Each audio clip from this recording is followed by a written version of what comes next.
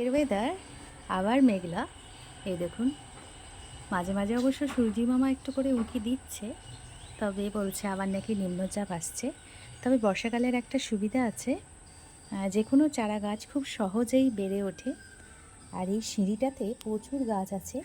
এই গাছের ফুলগুলো আপনাদের শেয়ার করেছিলাম, তবে আর ফুল আসছে না।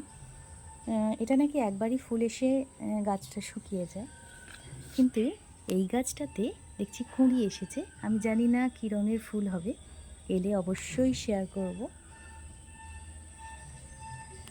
আর